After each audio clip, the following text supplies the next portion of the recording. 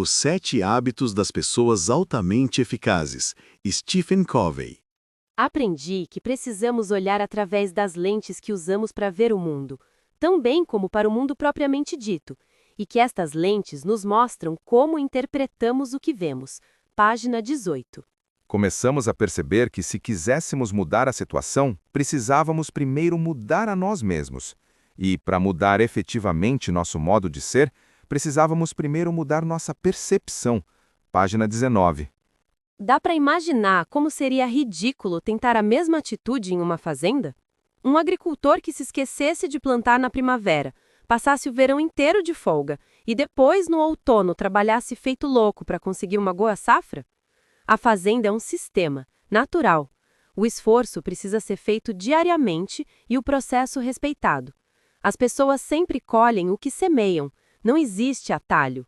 Página 24. Palavras de Emerson. O que você é ecoa em meus ouvidos com tanta força que não consigo ouvir o que diz. Página 25. Em última análise, o que somos comunica com muito mais eloquência do que o que fazemos ou dizemos. Página 25. Existem pessoas em quem confiamos de forma absoluta, pois conhecemos seu caráter. Não importa se são eloquentes ou se conhecem as técnicas de comunicação ou não. Confiamos nelas e trabalhamos com elas de modo proveitoso. Página 25. As palavras de William George Jordan resumem bem esta questão. Nas mãos de cada indivíduo encontra-se um poder maravilhoso, para o bem ou para o mal, a influência silenciosa, inconsciente e velada de sua vida. Trata-se simplesmente da radiação constante do que a pessoa realmente é, e não o que ela pretende ser. Página 25. A palavra paradigma vem do grego. Na origem era um termo científico, mas hoje é usada comumente para definir um modelo, teoria, percepção, pressuposto ou padrão de referência.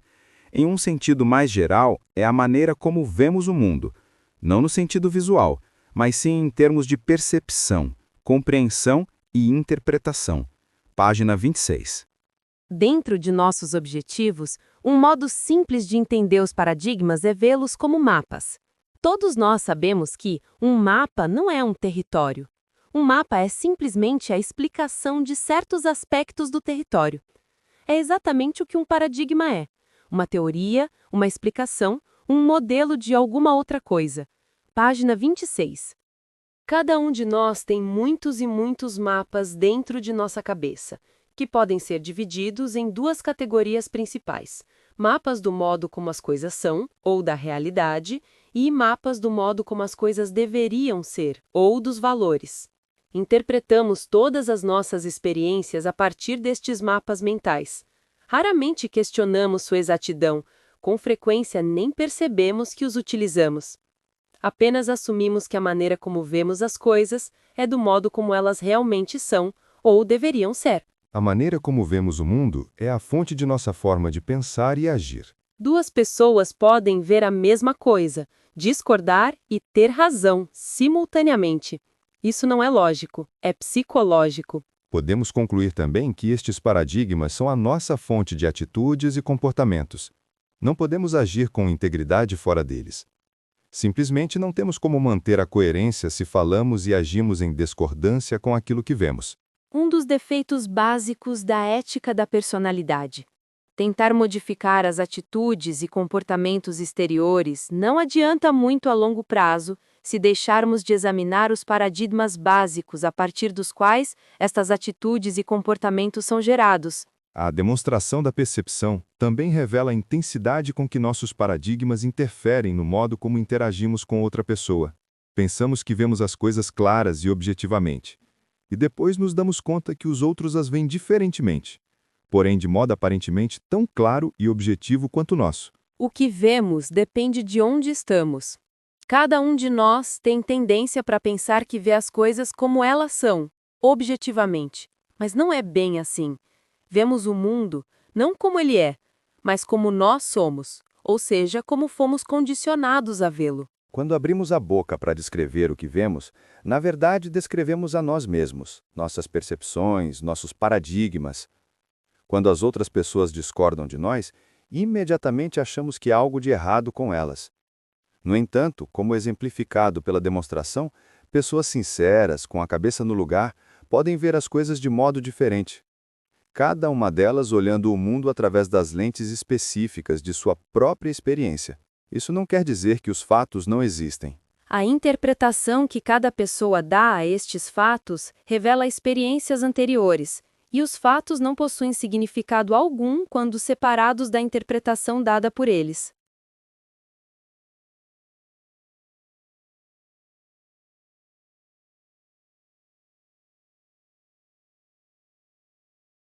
Quanto mais nos conscientizamos de nossos paradigmas, mapas ou pressupostos básicos e do quanto somos influenciados por nossas experiências, mais responsabilidade podemos assumir por estes paradigmas.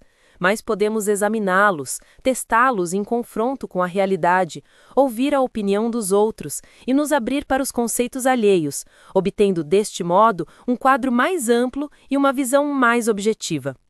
Talvez a mais importante noção a ser aprendida com a demonstração da percepção esteja na área de mudança de paradigma. Aquilo que poderíamos chamar de experiência do tipo ahá, onde uma pessoa finalmente vê o desenho inteiro de um outro modo. Quanto mais alguém se liga à percepção inicial, mais poderosa é a experiência do ahá. É como se uma luz interna se acendesse subitamente. O termo mudança de paradigma foi introduzido por Thomas Kuhn em seu memorável livro The Structure of Scientific Revolutions, Estrutura das Revoluções Científicas, que influenciou muitos autores.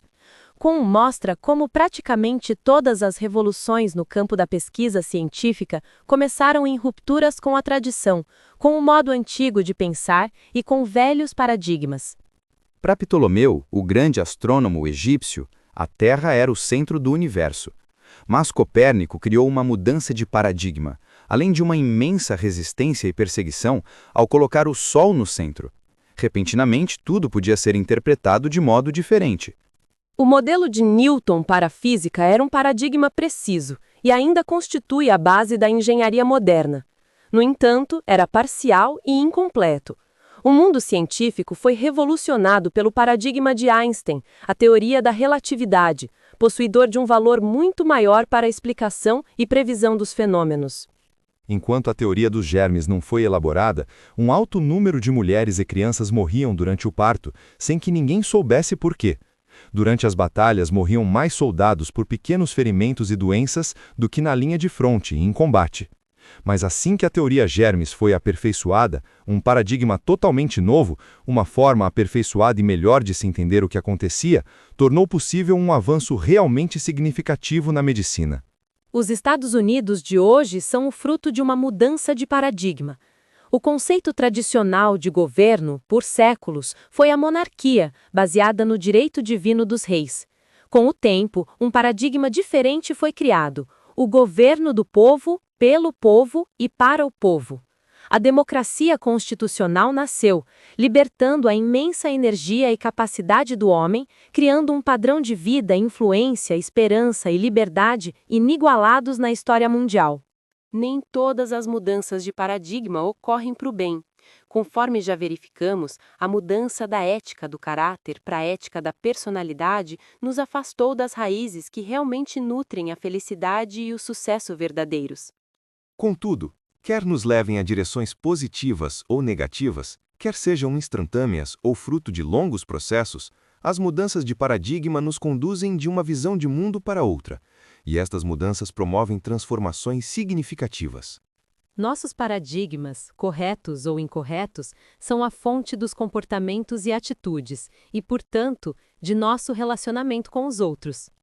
Eu me recordo de uma mudança de paradigma que me aconteceu em uma manhã de domingo no metrô de Nova York.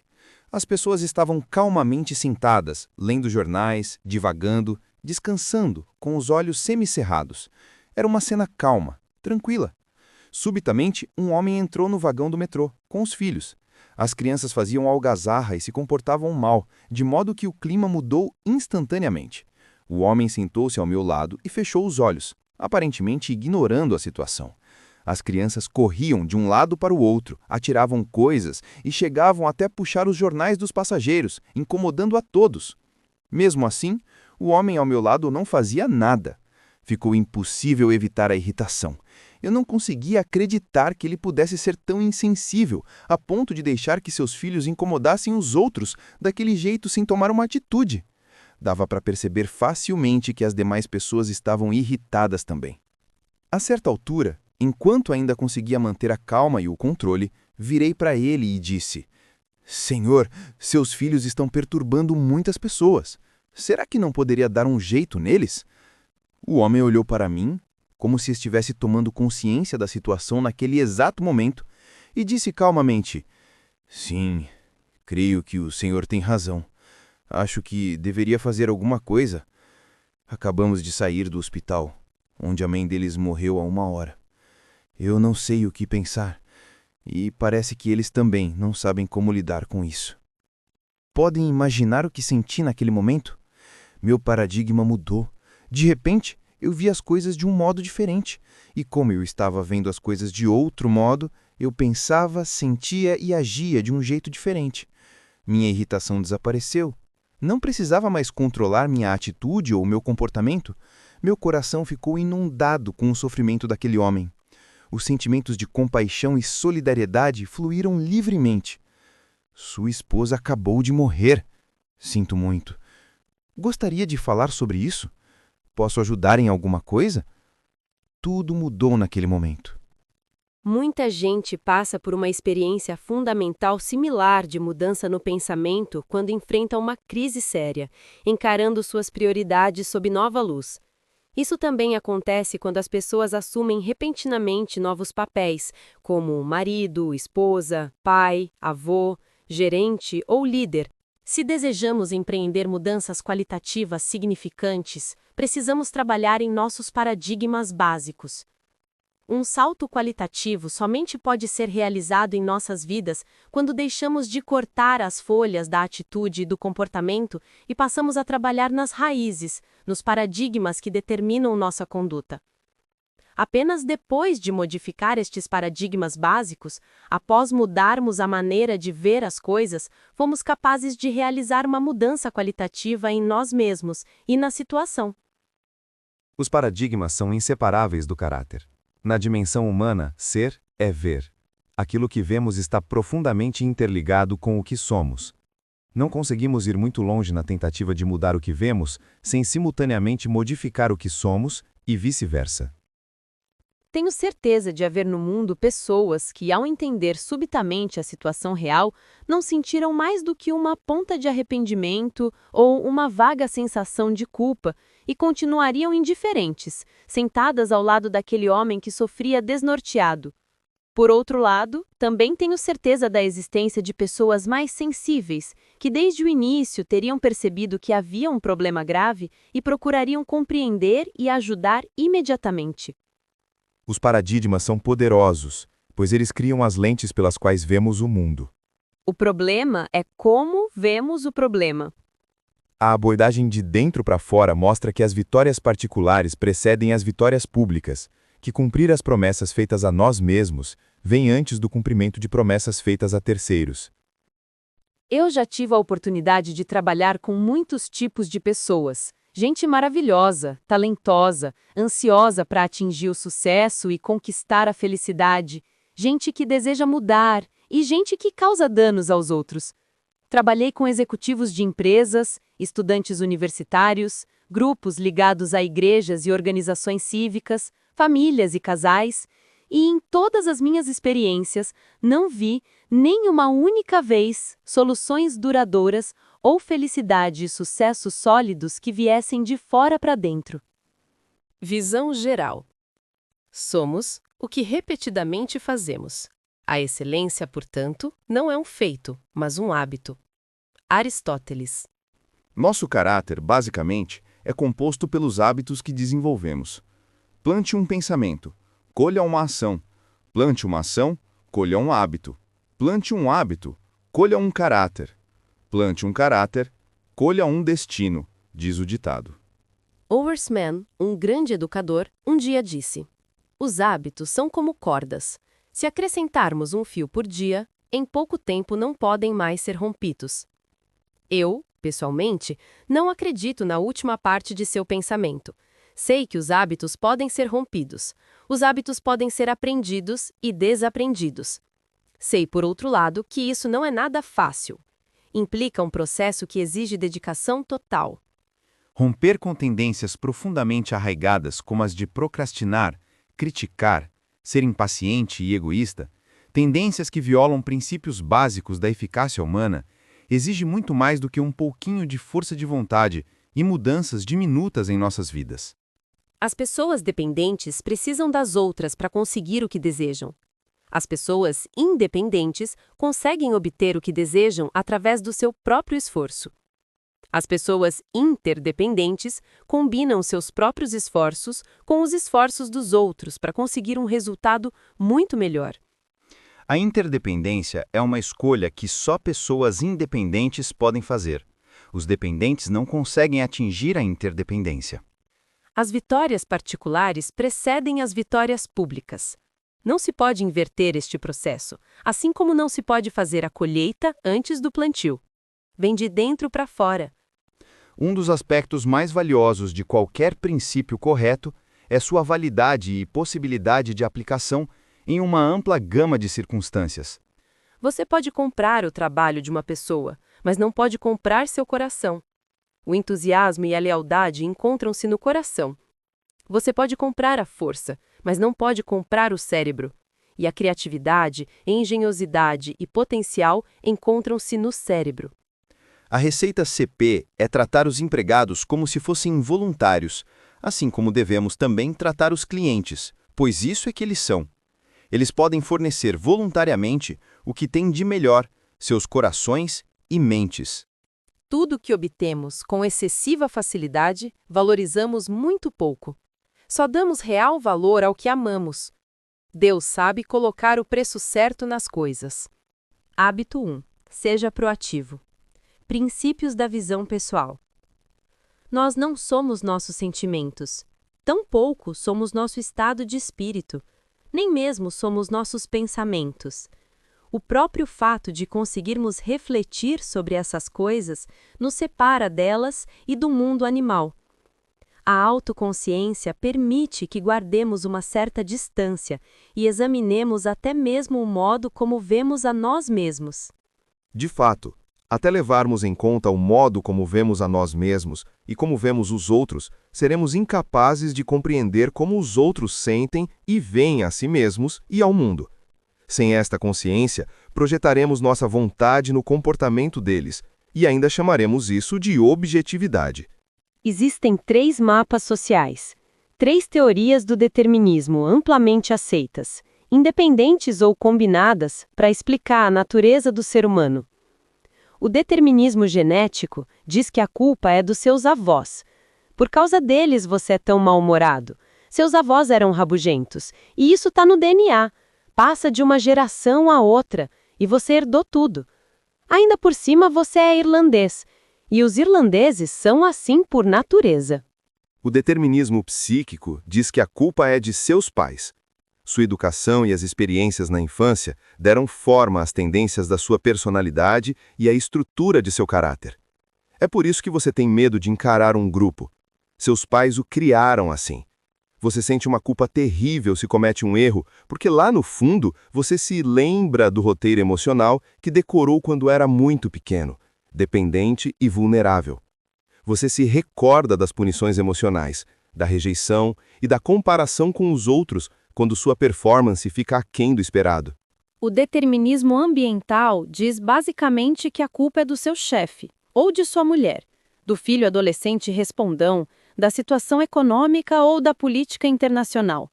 Alguém ou alguma coisa em seu meio ambiente é responsável por sua situação.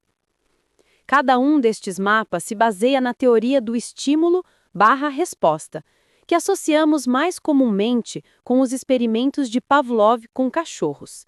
A ideia básica é que somos condicionados a reagir de determinada maneira a um particular estímulo. Com que precisão e funcionalidade esses mapas deterministas descrevem o território? Com que nitidez esses espelhos refletem a verdadeira natureza do homem? Não seriam eles profecias, feitas com cartas marcadas?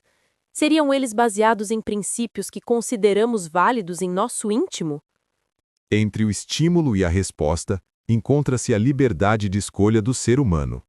A liberdade de escolha abrange os dons que nos tornam humanos, distintos dos outros animais.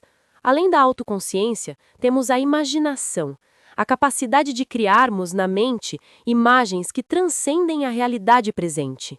Temos a consciência, um entendimento profundo do que é certo ou errado, dos princípios que governam nosso comportamento, e a noção do grau em que nossos pensamentos e ações estão em harmonia com eles. Temos também a vontade independente, a capacidade de agir conforme manda a autoconsciência, livre de qualquer influência. Em compensação, podemos fazer novos programas para nós. Graças aos dons únicos mencionados, próprios dos seres humanos e completamente separados de instintos e treinamento.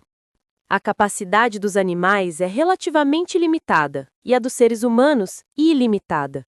Entretanto, se vivemos como animais, apenas com os instintos e condicionamentos, desvinculados da memória coletiva, também seremos limitados.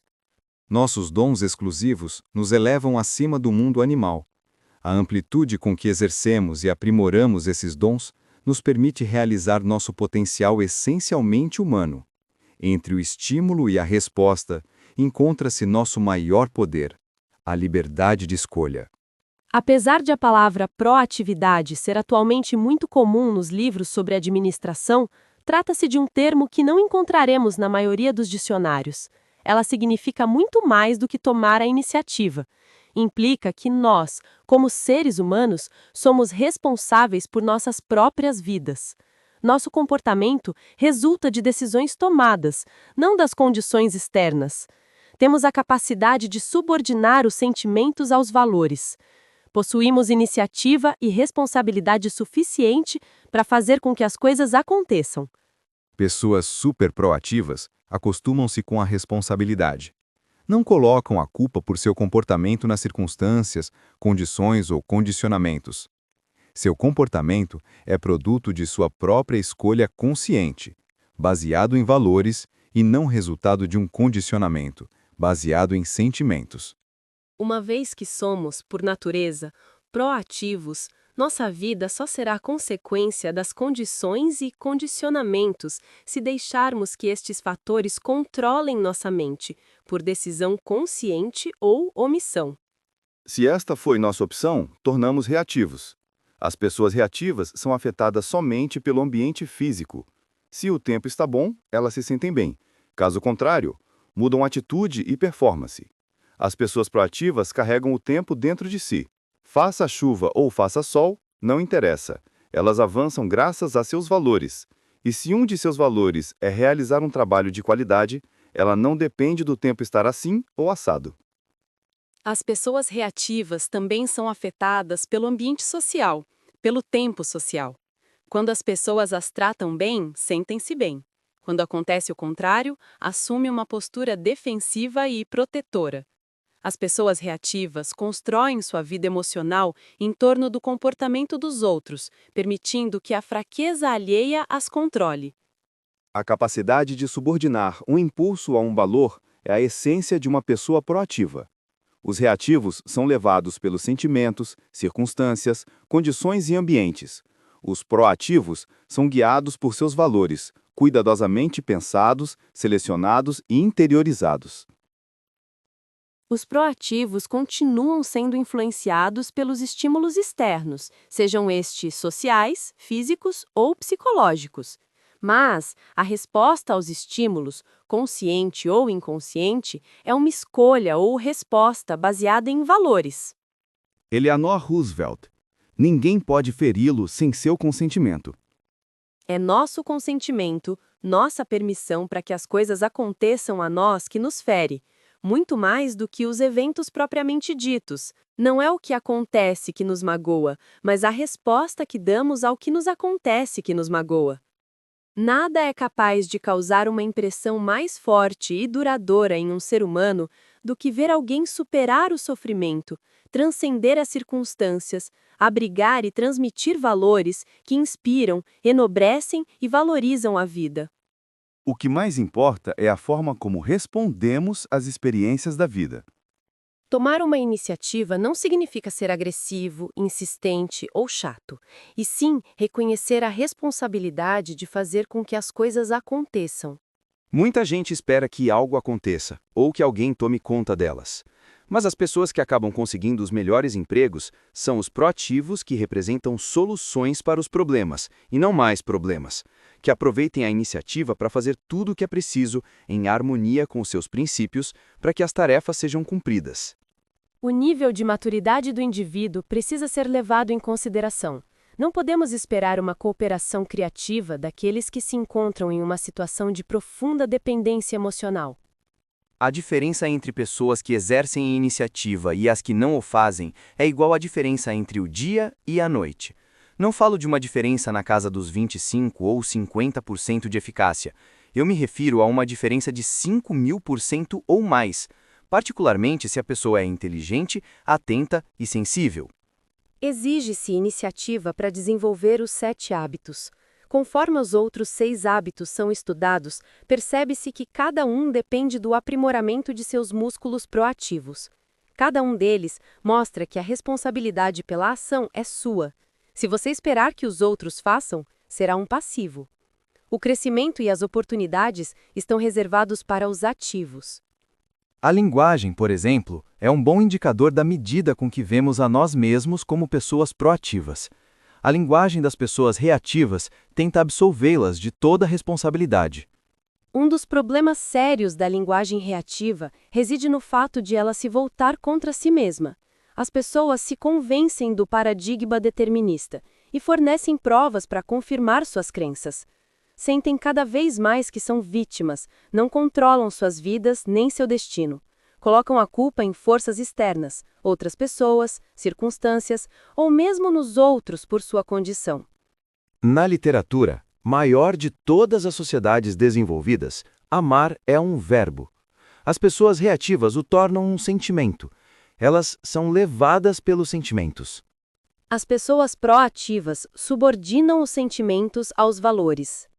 Uma das melhores maneiras de melhorar nossa consciência sobre o grau de proatividade que atingimos é perceber onde concentramos nosso tempo e nossa energia. Conforme olhamos para o que se encontra dentro do nosso círculo de preocupação, fica claro que existem coisas sobre as quais não temos controle efetivo e outras em que podemos interferir. Ao determinar em qual dos 2 círculos concentramos a maior parte do nosso tempo e energia, podemos descobrir muito sobre o nosso grau de proatividade. As pessoas proativas concentram seus esforços no círculo de influência. Elas mexem com as coisas que podem modificar. As pessoas reativas, por outro lado, concentram os esforços no círculo de preocupação. Seu foco recai na fraqueza dos outros, nos exemplos do meio ambiente, nas circunstâncias que fogem a seu controle. A energia negativa gerada por esta postura, somada à negligência com relação aos setores em que poderiam atuar, provoca um encolhimento do círculo de influência. Os problemas que enfrentamos encaixam-se em uma das 3 categorias seguintes: controle direto, problemas que envolvem nosso próprio comportamento; controle indireto, problemas que envolvem o comportamento dos outros; e controle inexistente, problemas em que não podemos interferir, como nosso passado ou realidades situacionais. Problemas que envolvem o controle direto são resolvidos quando trabalhamos em cima dos nossos hábitos. Esses estão, obviamente, dentro de nosso círculo de influência. Os problemas de controle indireto são resolvidos pela modificação de nossos métodos de influência. Eles representam as vitórias públicas. Problemas de controle inexistente implicam assumir a responsabilidade de mudar nossa atitude em relação ao que não podemos modificar. Aprender a sorrir, a aceitar de um modo genuíno e pacífico esses problemas, aprender a conviver com eles, apesar de não gostarmos do fato. Dessa forma, impedimos que esses problemas nos controlem. Inspirador perceber que, ao escolhermos nossa reação a uma circunstância, afetamos intensamente essa mesma circunstância. Quando modificamos parte de uma fórmula química, alteramos a natureza do resultado. Absorver a si mesmas de qualquer responsabilidade é típico de pessoas reativas. O sucesso de alguém como ele não dependia das circunstâncias. Muitos outros estiveram na mesma situação. Seu sucesso decorreu das respostas dadas às circunstâncias. Sempre que achamos que o problema está lá fora, este pensamento em si é o problema. Damos ao que está lá fora o poder de nos controlar. Caso realmente deseje melhorar minha situação, posso trabalhar com a única coisa sobre a qual tenho controle: eu mesmo. Nosso comportamento é governado por princípios. Viver em harmonia com eles traz consequências positivas, violá-los traz negativas. Somos livres para escolher a resposta em qualquer situação, mas ao fazê-lo, escolhemos também as consequências. Não é o que os outros fazem, ou mesmo nossos próprios erros, que causam a dor maior. É a nossa resposta a estas coisas. Correr atrás da cobra venenosa que nos picou só serve para espalhar o veneno por todo o nosso sistema circulatório. Muito mais eficaz é tomar imediatamente medidas para eliminar o veneno do organismo. Nossa reação a qualquer erro afeta a qualidade dos momentos seguintes. É importante admitir e corrigir imediatamente nossos erros, de forma que eles não ganhem a força para influenciar os momentos posteriores e possamos retomar o controle. Observe as fraquezas alheias com compaixão, não com acusações.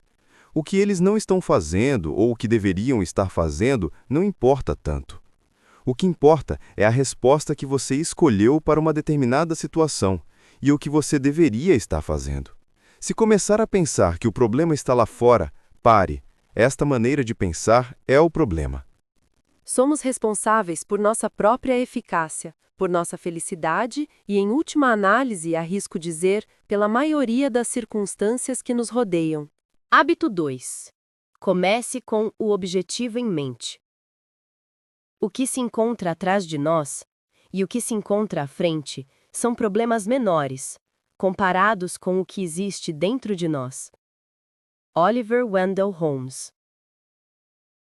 Começar com o objetivo na mente significa começar tendo uma compreensão clara do destino. Significa saber para onde você está seguindo, de modo a compreender melhor onde está agora e dar os passos sempre na direção correta.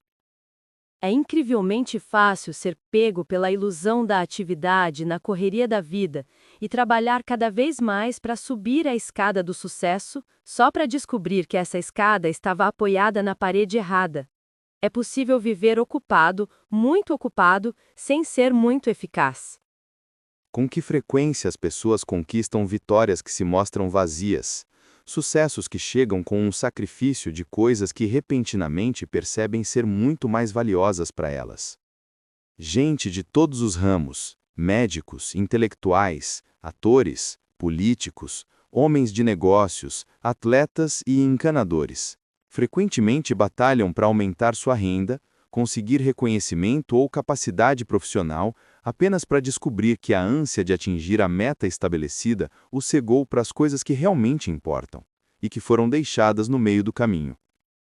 Como nossa vida muda quando realmente sabemos o que, no fundo, é mais importante para nós e mantemos isso fresco na mente, conseguindo fazer e ser diariamente aquilo que realmente importa. Se a escada não estiver apoiada na parede certa, cada passo dado só nos levará mais depressa para o lugar errado. Podemos viver correndo, ser até muito eficientes, mas só seremos verdadeiramente eficazes quando tivermos o objetivo em mente.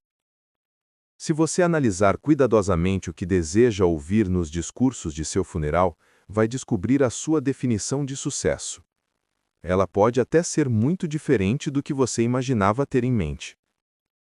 Quando se começa com um objetivo em mente, ganha-se uma perspectiva diferente. Um homem perguntou a outro, depois da morte de um amigo em comum, quanto ele deixou. E o interlocutor respondeu: ele deixou tudo. Todas as coisas são criadas duas vezes. Há uma criação mental ou inicial e uma criação física ou segunda criação em todas as coisas. A regra do carpinteiro é: meça duas vezes, corte uma. Você precisa ter certeza de que a planta, a primeira criação, é realmente o que deseja e que pensou em todos os detalhes. Depois transforma aquilo em algo feito de tijolo e cimento. Diariamente você comparece ao local da obra e abre a planta para dar as instruções para aquele dia. Você começa com o objetivo em mente. O gerenciamento é uma visão dos métodos. Qual é a melhor maneira de conseguir determinadas coisas? A liderança lida com objetivos. Quais são as coisas que desejo conseguir? Nas palavras de Peter Drucker e Warren Bennis, gerenciar é fazer as coisas do jeito certo. Liderar é fazer as coisas certas. O gerenciamento é o grau de eficácia necessário para subir mais rápido a escada do sucesso. A liderança determina se a escada está apoiada na parede correta. O líder é aquele que sobe na árvore mais alta, estuda a situação em seu conjunto e grita: "Estamos na mata errada!" Na condição de indivíduos, grupos e profissionais, frequentemente estamos tão ocupados com o corte das árvores que nem sequer percebemos que estamos na mata errada. A eficácia, muitas vezes a sobrevivência, não depende apenas de quanto esforço se faz, e sim se estamos realizando este esforço na mata certa ou não. Gerenciamento eficaz sem liderança eficaz é, em uma definição clássica, ajeitar as cadeiras no convés do Titanic. Nenhum sucesso do gerenciamento consegue compensar o fracasso da liderança. A liderança faz mais falta ainda em nossas vidas pessoais. Estamos nos dedicando a gerenciar com eficácia, a estabelecer e atingir metas, antes de ter esclarecido quais são os nossos valores. A proatividade se baseia no dom exclusivamente humano da autoconsciência. Os outros dons exclusivamente humanos adicionais, que permitem a expansão da proatividade e o exercício da liderança pessoal em nossas vidas, são a imaginação e a consciência. O sucesso verdadeiro é o sucesso interior. Não se encontra na posse das coisas, e sim na posse de si mesmo, na vitória sobre o eu. No decorrer do desenvolvimento de nossa autoconsciência, muitos de nós identificamos papéis inadequados, profundamente arraigados, que são completamente perniciosos para nós, totalmente incongruentes com as coisas que realmente valorizamos na vida. O hábito 2 estabelece que não precisamos conviver com esses papéis. Somos capazes de usar a imaginação e a criatividade para escrever novos papéis, mais eficazes, mas de acordo com nossos valores mais profundos e com os princípios corretos que eles dão sentido. Uma vez que possuo autoconsciência, imaginação e consciência, eu posso examinar meus valores mais profundos. Posso me dar conta de que o papel que estou vivendo não está em harmonia com esses valores, que minha vida não é o resultado dos meus planos proativos, mas sim da criação inicial que se deu às circunstâncias e a outras pessoas. E eu posso mudar. Posso viver da minha imaginação e não da memória. Posso me reportar no meu potencial ilimitado, não no meu passado restrito. Posso me tornar meu próprio criador mental. Começar com o objetivo em mente significa ser responsável pela minha própria primeira criação. Reescrever meu papel, de forma que os paradigmas determinantes de meu comportamento estejam em conformidade com meus valores mais profundos e em harmonia com os princípios corretos que eles dão sentido. Isso também significa começar cada dia com esses valores claros em mente. Assim, quando as vicissitudes e os desafios chegarem, eu posso tomar minhas decisões baseado nesses valores. Posso agir com integridade.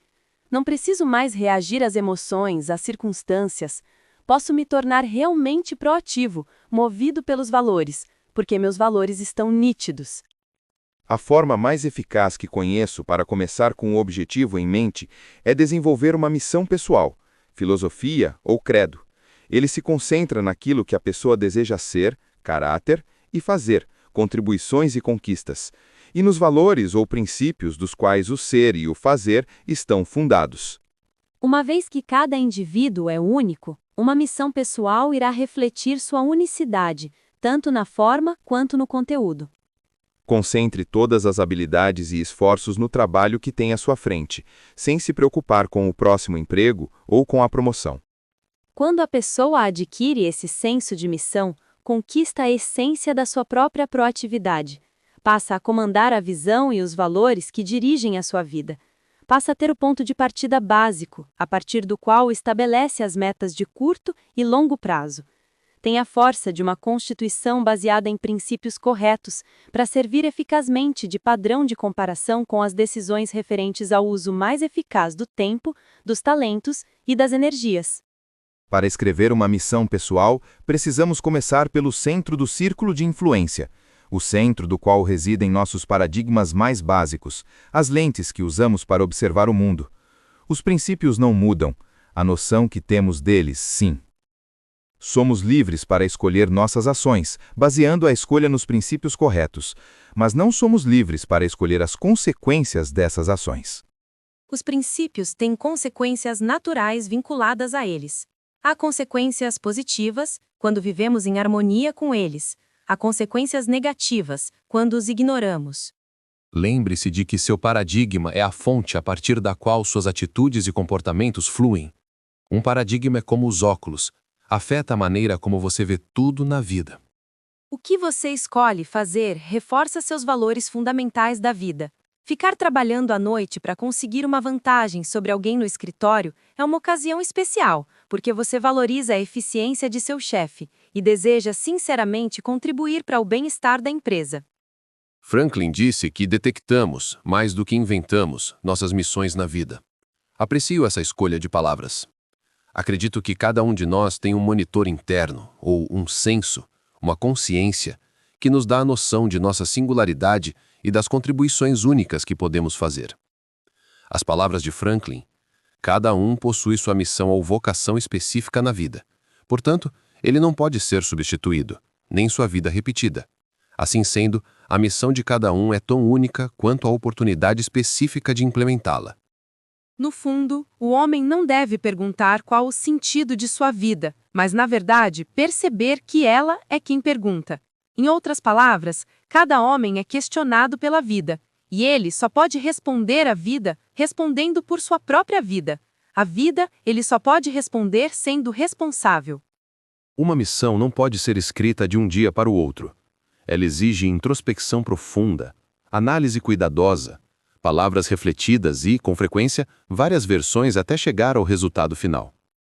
Você pode levar várias semanas, até meses, antes de se sentir realmente satisfeito com o que fez, antes que se convença de ter chegado a uma versão completa e concisa de seus valores e rumos importantes. Mesmo depois desse momento, você precisará revisar o texto periodicamente, fazendo pequenas mudanças conforme os anos fornecem conhecimentos adicionais ou circunstâncias diferentes. Missão torna-se sua constituição, a expressão sólida de sua visão de mundo e de seus valores. Ela se torna o critério pelo qual você passa a medir tudo em sua vida. Escrever ou refazer uma missão modifica a pessoa, pois a leva a refletir sobre suas prioridades, com profundidade e atenção, bem como a sintonizar seu comportamento com suas crenças. A autoconsciência nos leva a examinar nossos próprios pensamentos. Inúmeras pesquisas vêm sendo realizadas há décadas sobre o que se convencionou chamar de teoria da dominação do cérebro. As descobertas indicam basicamente que cada um dos hemisférios do cérebro, esquerdo e direito, mostra tendência para a especialização e controle de diferentes funções, processamento de tipos distintos de informação e abordagem de diferentes tipos de problemas.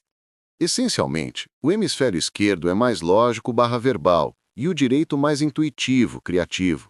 O esquerdo lida com palavras, o direito com imagens. O esquerdo com partes e itens específicos, o direito com toda a relação entre as partes. O esquerdo lida com análise, que significa desmontar. O direito com a síntese, que significa reunir. O esquerdo lida com o pensamento sequencial, o direito com o pensamento simultâneo e holístico. O esquerdo se liga ao tempo, o direito é intemporal. Quanto mais somos capazes de aproveitar a criatividade do cérebro direito, mais seremos capazes de visualizar, sintetizar e transcender o tempo e as circunstâncias presentes, de projetar um quadro holístico daquilo que desejamos ser e fazer na vida. Quando as pessoas se dedicam seriamente a identificar o que realmente importa para elas em suas vidas, o que realmente desejam ser e fazer, elas se tornam mais reverentes. Elas começam a pensar de modo mais amplo além do dia de hoje e de amanhã. Em vez de obedecer aos roteiros escritos para mim por meus pais, pela sociedade, herança genética ou ambiente, eu viverei conforme um roteiro que eu mesmo terei escrito, a partir de um sistema de valores por mim selecionado. O Dr. Charles Garfield realizou uma pesquisa abrangente sobre pessoas capazes de performances excepcionais, tanto no atletismo quanto no mundo dos negócios. Ele ficou fascinado com as performances excepcionais em seu trabalho no programa da NASA, observando os astronautas ensaiando todas as etapas na Terra repetidamente em um ambiente simulado antes de seguirem para o espaço. Apesar de ter um doutorado em matemática, ele resolveu voltar à universidade e obter outro PhD em psicologia, para estudar as características dessas pessoas. Um dos fatos principais revelados por sua pesquisa é que praticamente todos os atletas de nível internacional e outras pessoas capazes de performances admiráveis são visualizadores. Eles veem, eles sentem, eles experimentam antes o que farão depois. Eles começam com um objetivo em mente. Você pode fazer isso em qualquer área de sua vida. Antes de uma performance, como uma demonstração de vendas, um confronto difícil ou o desafio diário de atingir uma meta, tente visualizar isso intensamente, claramente, incansavelmente, repetidas vezes. Crie uma zona confortável interna. Depois, quando você chegar à situação, ela não será mais estranha, não o assustará.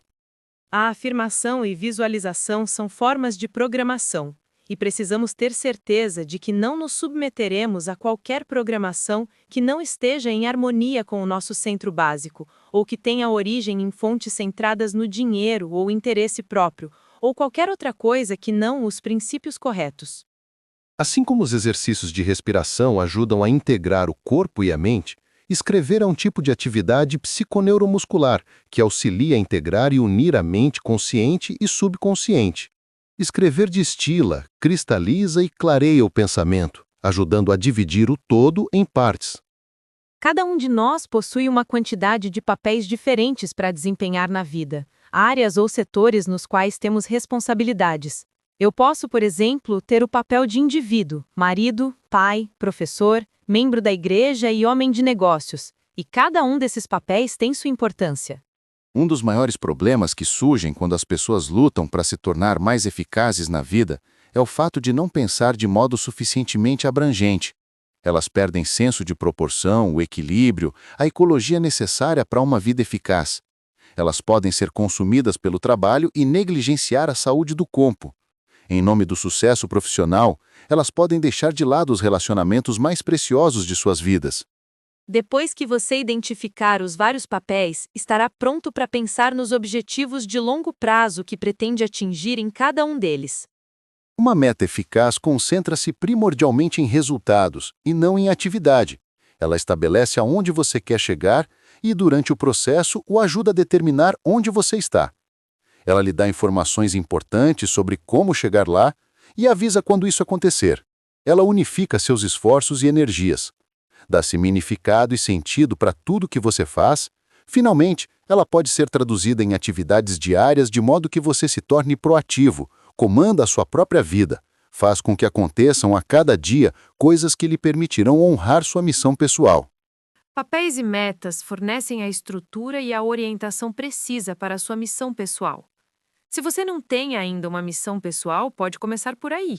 Identificar as diversas áreas de sua vida e os 2 ou 3 objetivos importantes que deseja atingir, e mover-se nessa direção fornece uma perspectiva abrangente e um senso de direção na vida. Quando os valores individuais se harmonizam com os da família, os membros trabalham juntos para atingir os propósitos comuns. Um dos problemas fundamentais das organizações, incluindo as famílias, é que as pessoas não se comprometem com as determinações que outras pessoas fazem para as suas vidas. Elas simplesmente não as aceitam. Sem envolvimento, não há compromisso. Marque bem isso. Faça um asterisco. Grife a frase. Sem envolvimento, não há compromisso. Hábito 3. Primeiro, o mais importante. Dedique alguns momentos a anotar em seus papéis de maneira como você os encara. Está satisfeito com a imagem obtida no espelho da sua vida? Reserve algum tempo para se afastar completamente das atividades diárias e se concentrar inteiramente em sua missão pessoal. Escolha um projeto com o qual se defrontará em um futuro próximo e aplique o princípio da criação mental. Anote os resultados que pretende atingir e os passos que o levarão a isso.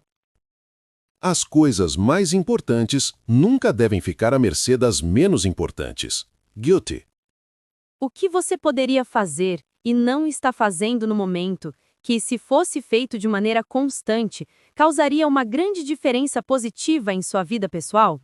O que, em sua vida profissional ou empresarial, teria o mesmo efeito? O hábito 3 é a segunda criação, a elaboração física. É a realização, a transformação em realidade, a emergência natural dos atos 1 e 2. É o exercício da vontade independente para que a pessoa se torne centrada nos princípios. É uma atuação no dia a dia, a cada segundo. A palavra disciplina vem de discípulo. Discípulo de uma filosofia, de um conjunto de princípios, de um conjunto de valores. Discípulo de um objetivo grandioso, de uma meta ambiciosa ou de uma pessoa que representa essa meta. Se você for um gerenciador eficaz da sua pessoa, a disciplina vem de dentro.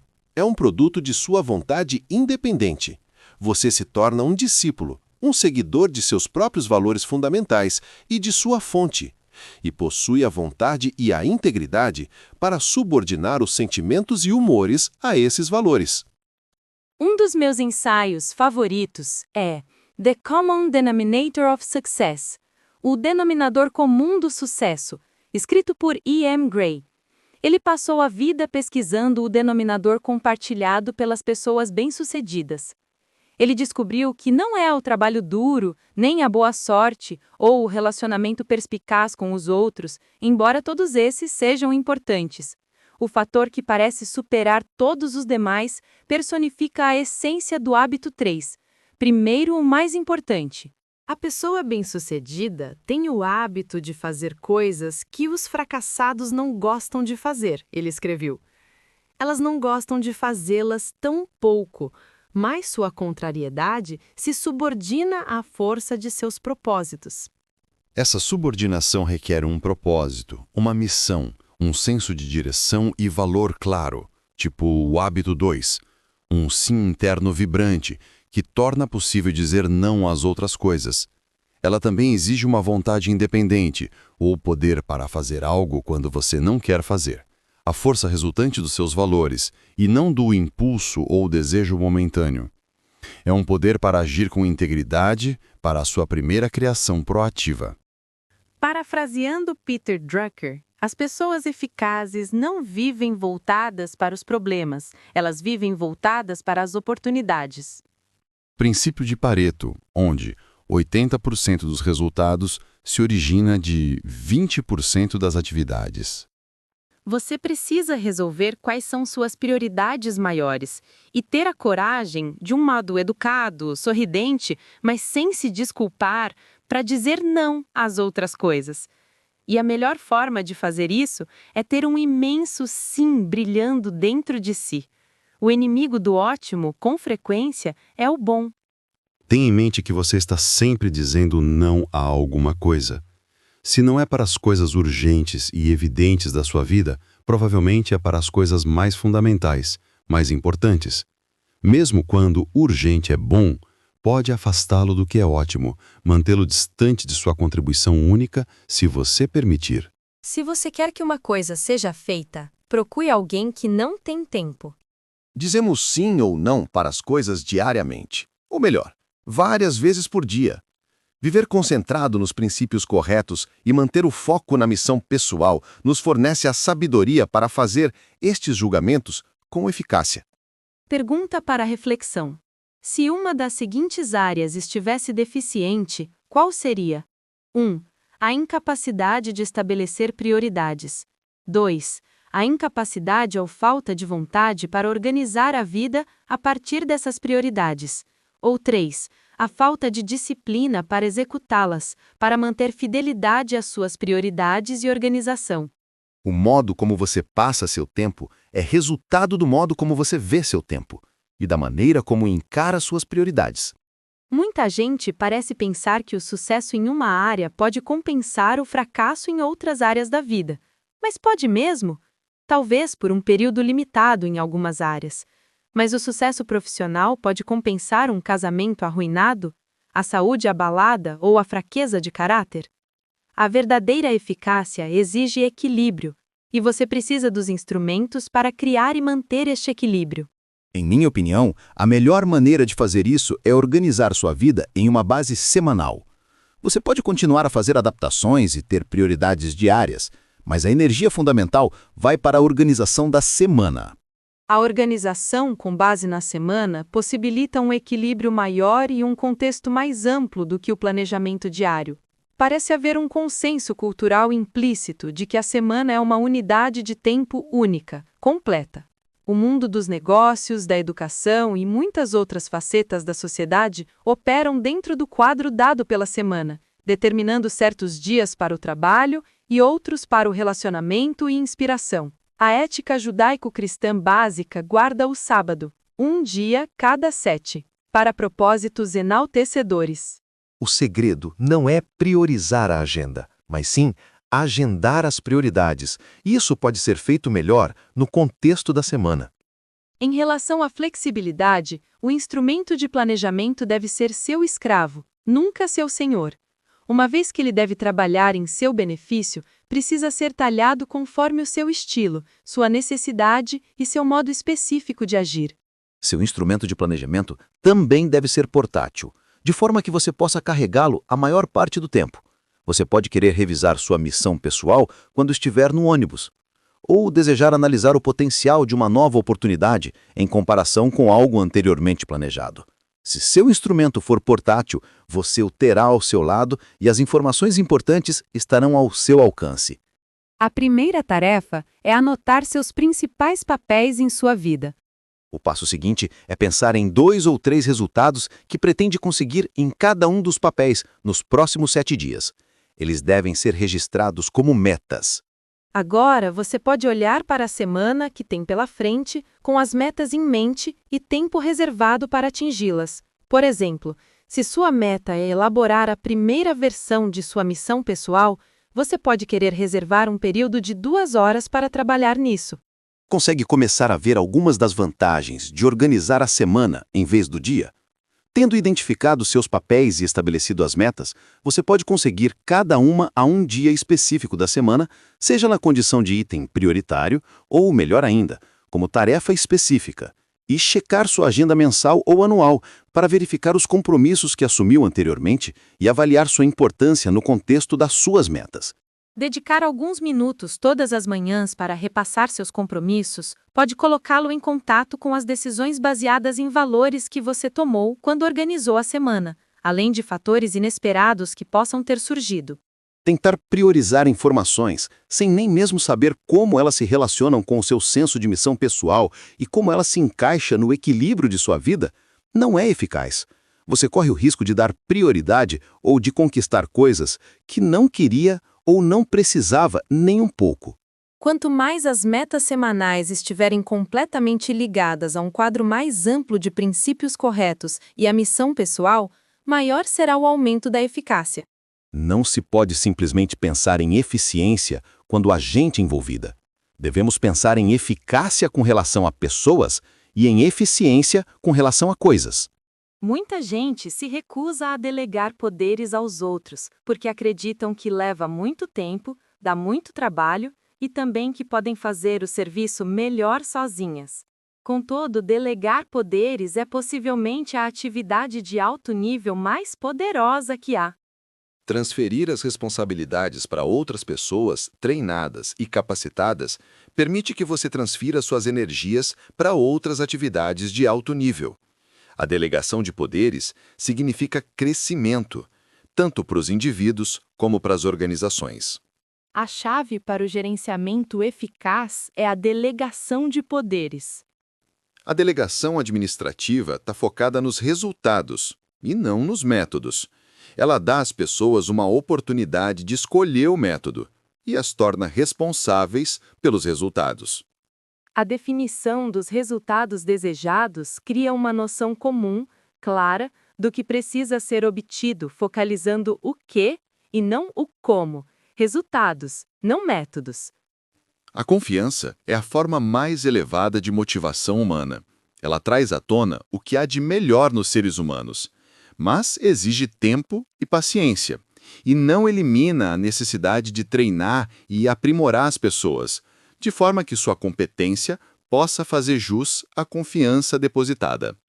A delegação administrativa de poderes, se conduzida adequadamente, beneficia as duas partes. E, no final das contas, uma quantidade maior de trabalho será feita em muito menos tempo. A delegação eficaz de poderes é talvez o melhor indicador de uma administração eficaz, simplesmente porque é básica tanto para o crescimento pessoal quanto da organização. Não pode haver amizade sem confiança, nem confiança sem integridade. Samuel Johnson. A vitória particular antecede a vitória pública. Não se pode ter sucesso com outras pessoas sem pagar o preço do sucesso consigo mesmo. Se você não conhece a si mesmo, não controla a si mesmo, não tem poder sobre si mesmo, fica muito difícil gostar de si mesmo, a não ser uma forma superficial, forçada, breve. A independência é uma conquista. A interdependência é uma escolha que só pessoas independentes podem fazer. O ingrediente mais importante que colocamos em qualquer relacionamento não é o que dizemos ou fazemos, mas sim o que somos. Uma conta bancária emocional é uma metáfora que descreve a quantidade de confiança que se acumulou em um relacionamento. Cuida da sensação de segurança que se tem com outro ser humano. Se eu fizer depósitos na conta bancária emocional que tenho com você, através da cortesia, gentileza, honestidade e observação dos compromissos que assumi com você, estou fazendo uma reserva. Sua confiança em mim torna-se maior, e posso contar com esta confiança sempre que for preciso. Posso até cometer erros, que o nível de confiança, a reserva emocional, os compensará. Mas, se eu tiver o costume de demonstrar falta de cortesia, desrespeito, desatenção, desconsideração e arbitrariedade, se eu trair sua confiança, interromper suas conversas, ameaçá-la ou bancar o dono da sua vida, minha conta bancária emocional vai ficar no vermelho. O nível de confiança atinge um nível muito baixo. Se uma reserva de confiança abundante não recebe depósitos contínuos, o casamento se deteriora. Em vez de uma comunicação rica e espontânea e do entendimento, a situação cai na acomodação, onde as duas pessoas simplesmente tentam viver em estilos independentes, em um modo relativamente respeitoso e tolerante. O relacionamento pode se deteriorar mais ainda, chegando à hostilidade e à atitude defensiva. Nossos relacionamentos mais constantes, como o casamento, exigem os depósitos mais frequentes. Devido às expectativas permanentes, os antigos depósitos se evaporam. Sua conta com as pessoas que se relacionam com você em termos mais regulares exige um investimento mais constante. Não existem soluções rápidas. Construir e arrumar relações são investimentos a longo prazo. 6 tipos de depósitos importantes. Compreender o indivíduo. Tentar compreender realmente a outra pessoa é provavelmente um dos depósitos mais importantes que se pode fazer, além da chave para todos os outros depósitos. Você simplesmente não sabe o que constitui um depósito para outra pessoa até entendê-lo como um indivíduo. Aquilo que pode ser um depósito, em sua opinião, pode não ser entendido como tal pelo outro. Trate a todos igualmente, tratando cada um de forma diferente. Prestar atenção às pequenas coisas nos relacionamentos.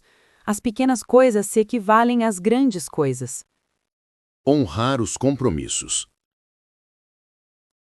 Honrar um compromisso ou uma promessa é um depósito enorme. Romper o prometido é um saque imenso. Na verdade, provavelmente não há retirada maior do que fazer uma promessa que seja importante para alguém e depois não cumpri-la. quando uma nova promessa for feita, não terá credibilidade. Ocasionalmente, apesar de todos os meus esforços, o inesperado surge, criando uma situação na qual se torna desaconselhável ou impossível manter uma promessa feita. Mas eu procuro honrar a promessa. Ou eu a cumpro apesar de tudo, ou explico a situação detalhadamente para a pessoa envolvida, pedindo liberação do prometido. Esclarecer as expectativas. A causa de quase todas as dificuldades de relacionamento se encontra em expectativas ambíguas ou conflitantes em torno de metas e papéis. Expectativas pouco claras vão conduzir a uma situação de equívocos, desapontamentos e perda de confiança. Muitas expectativas são implícitas. Elas não foram afirmadas ou enunciadas explicitamente, mas as pessoas mesmo assim as adquirem, numa situação específica. Quando se começa uma nova relação, é importante colocar na mesa todas as perspectivas.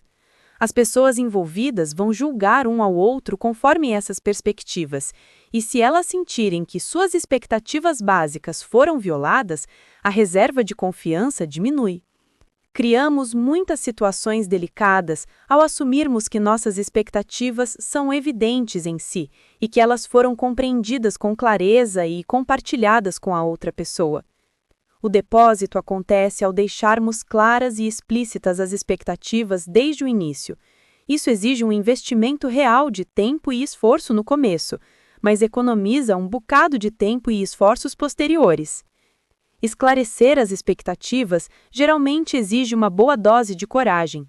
Pelo jeito, é mais fácil agir como se as diferenças não existissem e torcer para que as coisas deem certo do que encarar as diferenças e trabalhar em conjunto para se chegar a um conjunto de expectativas mutuamente aceitável. Demonstrar integridade pessoal. A integridade inclui a honestidade, mas vai além dela. A honestidade implica contar a verdade. Em outras palavras, adequar nossas palavras à realidade. A integridade é adequar a realidade às nossas palavras. Em outros termos, manter as promessas e preencher as expectativas.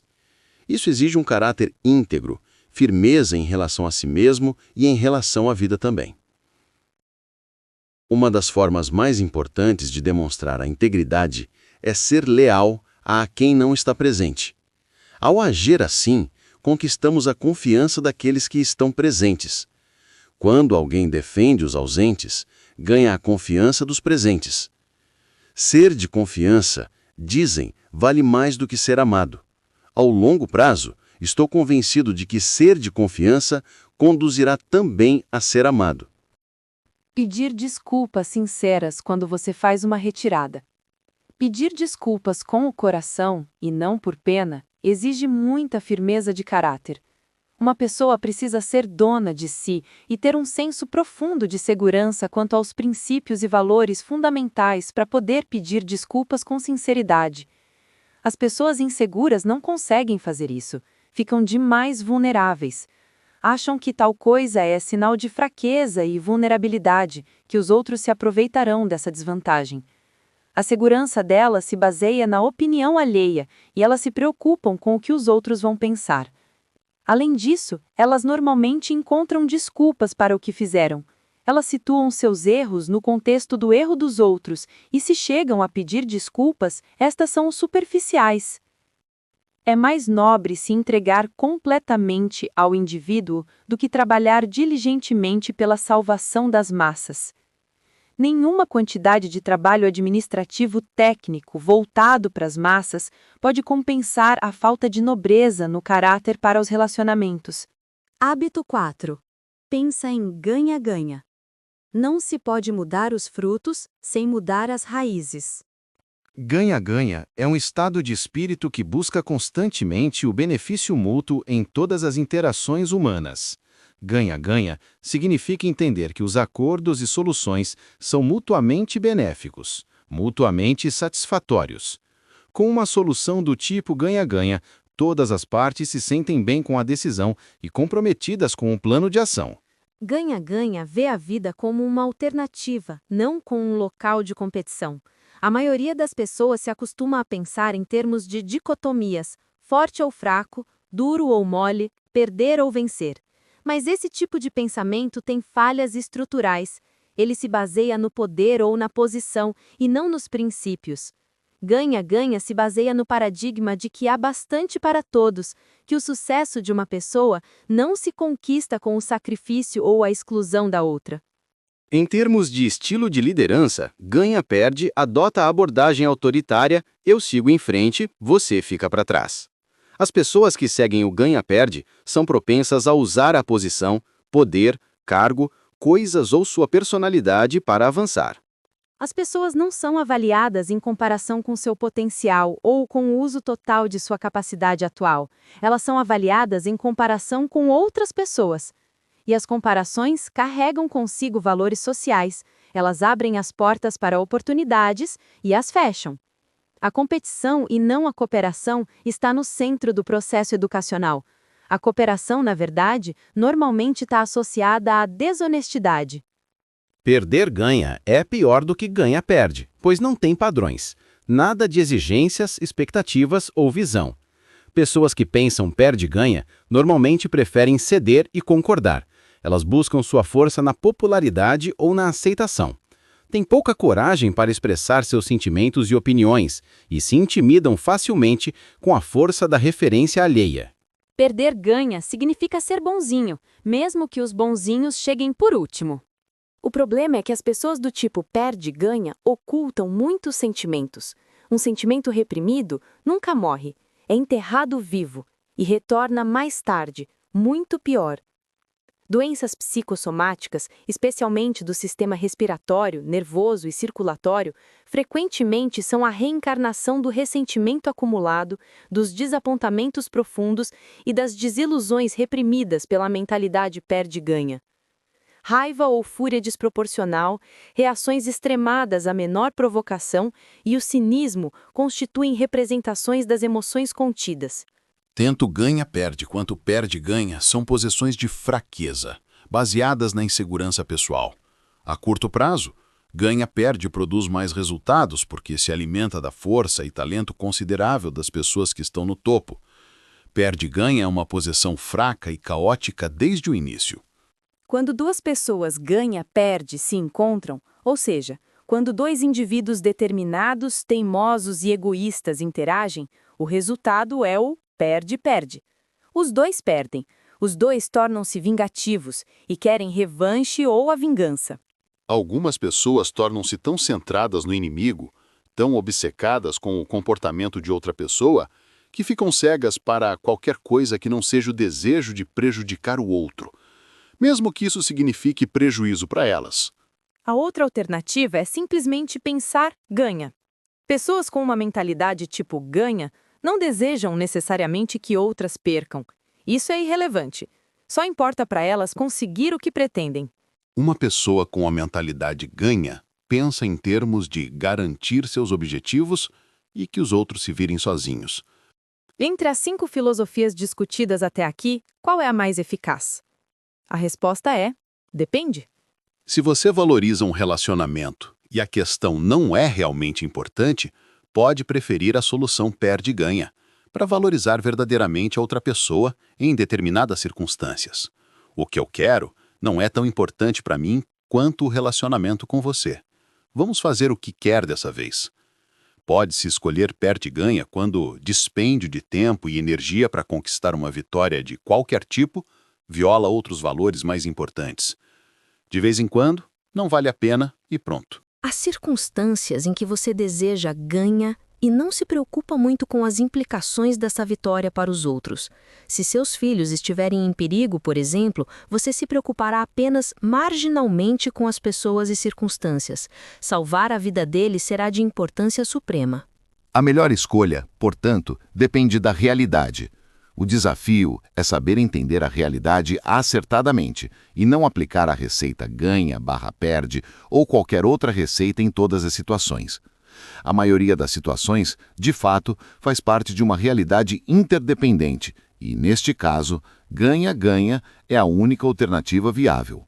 Ganha-perde não é viável porque, apesar de eu sair aparentemente como vencedor de um confronto com você, seus sentimentos e atitudes em relação a mim, bem como o relacionamento, serão prejudicados. Se eu sou um fornecedor de sua empresa, por exemplo, e saio vencedor em um determinado negócio por ter conseguido impor as minhas condições, terei conseguido o que pretendia desta vez, mas você vai querer negociar comigo de novo? Minha vitória a curto prazo representará uma perda a longo prazo se eu não conseguir novos contratos no futuro. Assim, uma relação interdependente ganha-perde significa, na verdade, perde-perde a longo prazo. Nada feito significa basicamente que, se não conseguimos encontrar uma solução mutuamente benéfica, concordamos em discordar amigavelmente. Nenhuma expectativa foi criada. Compromissos de desempenho não foram estabelecidos. Eu não o contrato ou não assumimos uma determinada tarefa juntos porque é óbvio que seus valores ou metas seguem em direção contrária aos meus. É muito melhor se dar conta disso logo, em vez de esperar até a hora em que expectativas tenham sido criadas e ambas as partes se desiludam. Quando você tem o nada feito como opção na mente, surge a sensação de liberdade, porque não há necessidade de manipular as pessoas, de forçar sua agenda, de pressionar para conseguir o que deseja. Você pode jogar limpo. Tentar realmente entender os problemas mais profundos por detrás das posições assumidas. Tendo o nada feito como opção, você pode dizer honestamente: eu só aceito na base do ganha-ganha. Quero ganhar e quero que você também ganhe. Eu não gostaria de levar vantagem e saber que você ficou se sentindo mal por isso, porque mais adiante isso vai acabar ressurgindo e provocar um afastamento. Por outro lado, acho que você não se sentiria bem se as coisas fossem feitas do seu jeito e eu tivesse que aceitá-las. Sendo assim, vamos procurar o ganha-ganha. Vamos até o fundo nesta busca, e se não acharmos nada, vamos concordar que é melhor não fechar negócio do que conviver com uma decisão que não é boa para ambos. Talvez um outro dia a gente consiga achar um ponto em comum. Qualquer coisa que fuja da solução ganha-ganha em uma realidade interdependente é um prêmio de consolação e provocará um impacto no relacionamento a longo prazo. O custo deste impacto precisa ser cuidadosamente analisado. Se você não consegue chegar ao ponto ganha-ganha de verdade, é melhor, muitas vezes, preferir o nada feito. Claro que existem relações onde o nada feito se inviabiliza. Não posso abandonar minha esposa e filhos e partir para o nada feito. Seria melhor, se preciso, fazer concessões, uma forma menor de ganha-ganha. Mas, na maioria dos casos, é possível iniciar uma negociação com uma atitude plena de ganha-ganha ou nada feito.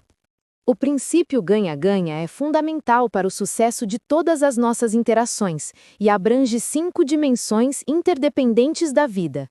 Se uma pessoa consegue expressar seus sentimentos e opiniões com coragem, equilibrada pela consideração pelos sentimentos e opiniões dos outros, ela é madura, particularmente se a questão é importante para ambas as partes. Muita gente pensa em dicotomias, em termos de oposições. Acham que se você é gentil, não é duro, mas ganha-ganha é algo gentil e duro. Para agir com base em ganha-ganha, você não somente tem de ser gentil, também precisa ser corajoso. Não apenas precisa de empatia, como também de firmeza. Não só necessita de consideração e de sensibilidade, como também precisa de bravura. Fazer isso, adquirindo o equilíbrio entre coragem e consideração, é a essência da maturidade real, a base para o ganha-ganha. Se tenho muita coragem e pouca consideração pelos outros, como vou pensar?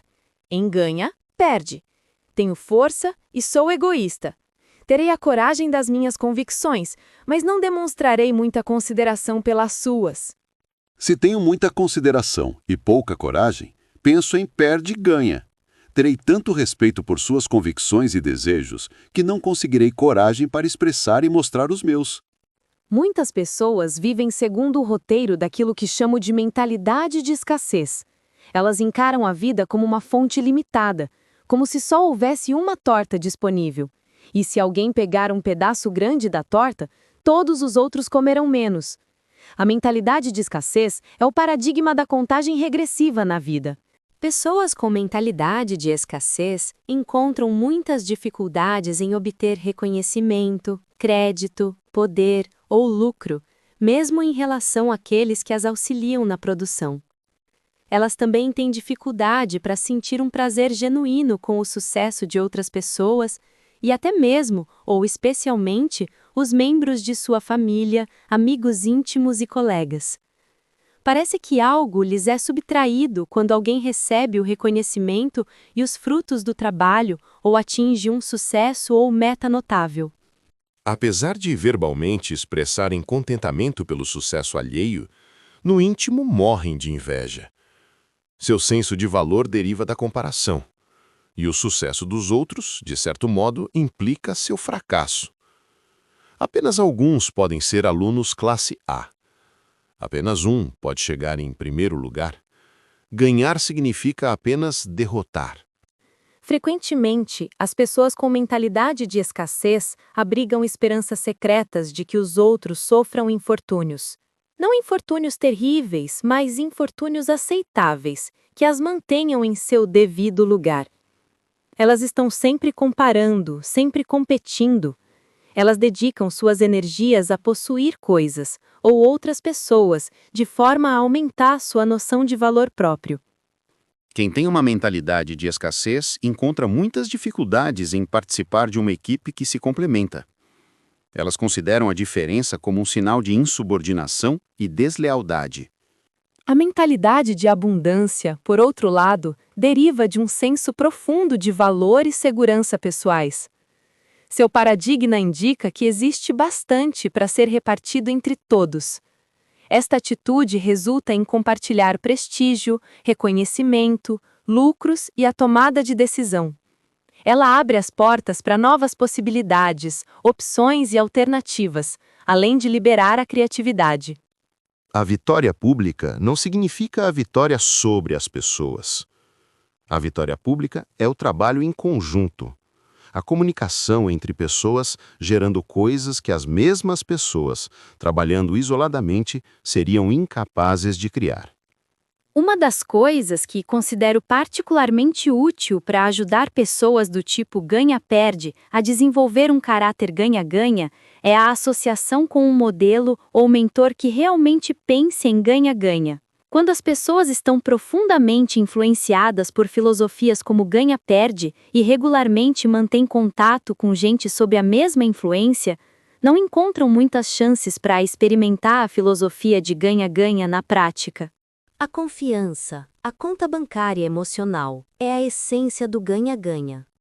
Um relacionamento onde as contas bancárias são altas e ambos os lados estão profundamente comprometidos com ganha-ganha é o território ideal para uma intensa sinergia. O hábito 6.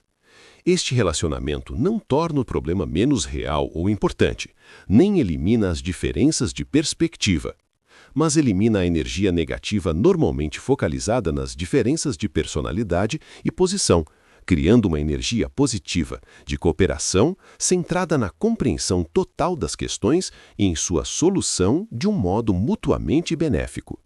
Quanto mais forte você for, quanto mais genuíno seu caráter, quanto maior seu nível de proatividade, quanto mais você estiver comprometido com ganha-ganha, mais poderosa será sua influência sobre a outra pessoa.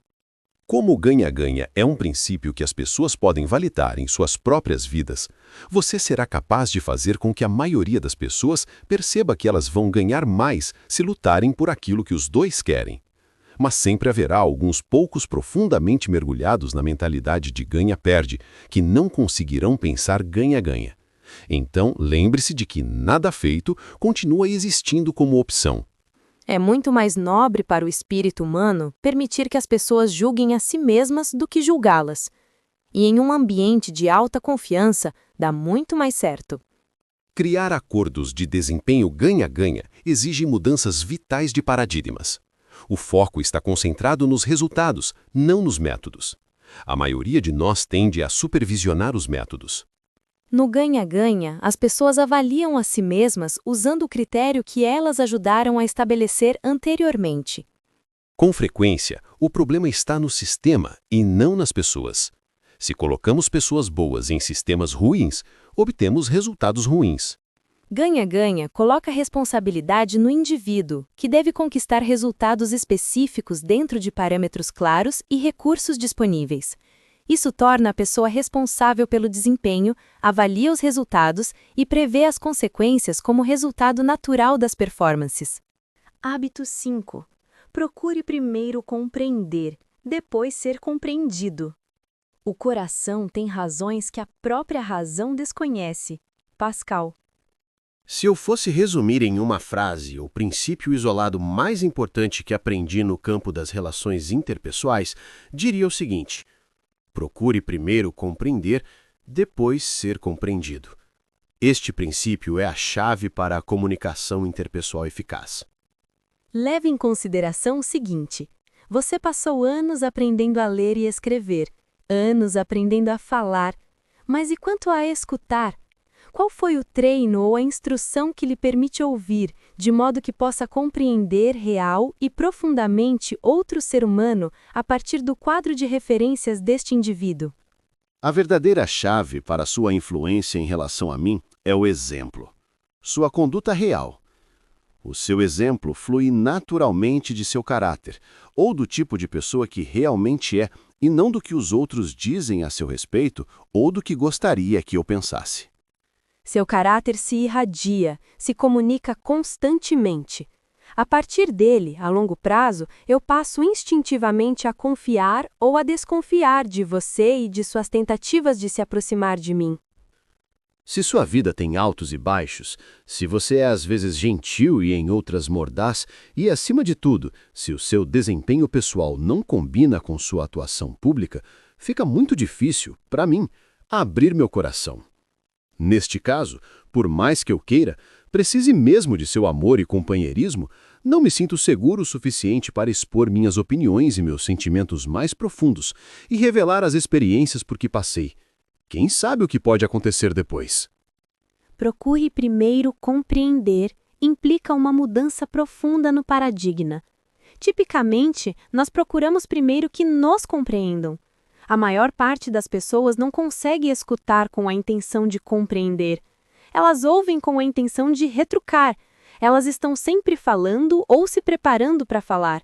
Elas filtram tudo através do seu próprio paradigma. A essência da escuta empática não está em concordar com alguém, mas sim em compreender aquela pessoa profundamente, tanto no plano emocional quanto no intelectual. A escuta empática é a chave para se fazer depósitos na conta bancária emocional, porque nada do que você faz é um depósito a não ser que a outra pessoa o perceba como tal.